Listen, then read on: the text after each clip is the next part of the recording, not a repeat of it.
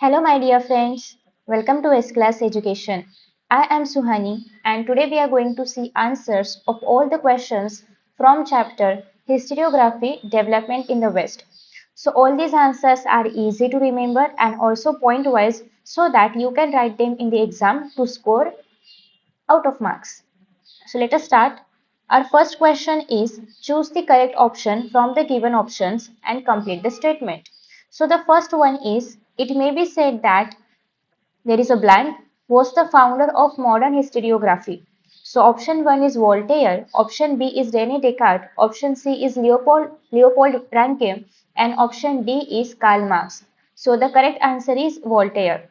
Second is blank space wrote the book entitled Archaeology of Knowledge. So the correct answer is Michael Foucault, option B. Next question is identify and write the wrong pair in the following state. So first pair is George William Friedrich Hegel, Reason in History, Leopold von Ranke, The Theory and Practice of History, Herodotus, the Histories, Karl Marx, Discourse on the Method. So the wrong pair is Karl Marx, Discourse on the Method. So the right pair would be Karl Marx, Das Kapital. Next question is write short notes. First one is dialectics. So, dialectics is the method which was put forth by George William Friedrich Hegel. I have given here dot points. You can also use 1, 2, 3, 4. It is a process of analysis based on opposites. So, the method starts with a thesis which represents an idea or position. Then comes the antithesis, which is the opposite of the thesis. The interaction or conflict between thesis and antithesis leads to a new position called synthesis. This synthesis then becomes a new thesis and the process continue further. So the method of dialectics is used for understanding the development and change in human thinking and society. So this is the answer. If you want, you can take screenshots of the answer so that you can write them in your exams also. Next question is Annals School. So Annals School was started by a group of French historians in the 20th century. This school gave importance to the study of climate, economic structure, social group and geographical surroundings along with the politics. It moved beyond the traditional focus on political events, kings and leaders. The Annals School encouraged the use of methods from other social sciences like sociology, economics and psychology in historical reason. It considered long-term social process and structures as essential for understanding history. So basically, this is all about Annal School. I guess the language is so simple so that you can easily remember for your exams. So the third question is explain the following with its reason. First is historical research was driven to focus in depth on various aspects of women's life. So let us see the answer. Earlier, historical research mostly presented a male-dominated perspective. Simone de Beauvoir insisted on the inclusion of women's perspective in historical writing. Because of this insistence, research started focusing on women's participation in trade union, their workplaces, other institutions, and families. This increased the scope of historiography to include different aspects of women's lives. So, historical research was driven to study the depth and variety of women's life because women's contribution had been neglected previously. Okay, so I hope you have taken the screenshot. Next is Foucault called this method as the archaeology of knowledge. Okay, so Michael Foucault argued that chronology alone is not enough for historical research. He believed it is important to explain the transitions that take place in history. His method does not search for the ultimate beginning or end, but rather explains the changes and transitions in knowledge and society. Therefore, Foucault called his method as the archaeology of knowledge because it sought to understand the layers and development of knowledge over time. Okay, so basically, I'm trying to keep this as simple as possible. Also, give me some suggestions regarding to the background color and the font size, everything. so that it will be more easier for you to understand and to read also.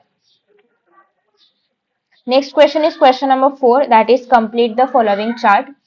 So notable scholars in Europe, Voltaire, René Descartes, Karl Marx, Michael Foucault, anything from the textbook you can write here. I have just given 4 examples. You can write any other person's name also, but it should be from chapter 1. Okay, so next question is question number 5. Answer the following in detail. So first question is explain Karl Marx class theory. So first point is Karl Marx started that history is the history of class struggle. So he believed that differences in the ownership of means of production create different classes in society. The class owning the means of production becomes the ruling or dominant class, and the other classes are exploited and oppressed by the ruling class. The society is always divided into class that owns and those who do not have or who do not own. This position and conflict between classes is the class struggle. Marx said that historical events and changes happen because of this struggle and conflict. He also believed that after prolonged struggle, finally a classless society would be established.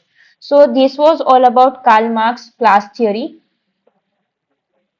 Next is what are the 4 characteristics of modern historiography? So modern historiography is based on the scientific principles such as critical examination and logical presentation. It begins with taking relevant questions about the past. These questions are anthropocentric, that is, they are related to human actions, reasons, and their aims. Only reliable evidences is accepted and logical explanations are presented. Modern historiography tries to present the graph of human progress by connecting historical dates. So basically, this is the answer. Also, you can check out the answer which is given in the book also. That is also fine. Third question is what is feminist historiography? So feminist historiography focuses on writing history from a woman's perspective. Simone de Beauvoir insisted on including women's participation and experiences in historical writing. As a result, research started examining women's role in trade union, workplaces, and other institutions and families. It led to the study of various aspects of women's life that were previously ignored or neglected. This approach expanded the scope of historiography and gave importance to the different experiences of women. Next is the last question. Explain Leopold von Ranke's perspective of history. Leopold von Ranke insisted on using critical methods in historical writing. He emphasized the importance of original historical documents. Ranke believed that every document should be examined critically for authenticity and reliability. He did not support imaginative narratives or unverified information in history writing. Ranke gave importance to facts and objective presentation. His perspective was that historians should present history as it actually happened based on a reliable resources or sources. So in this way, we have completed our whole questions or whole exercise. So thank you so much for watching this video. Give me suggestions to improve this and see you in the next video. Bye bye.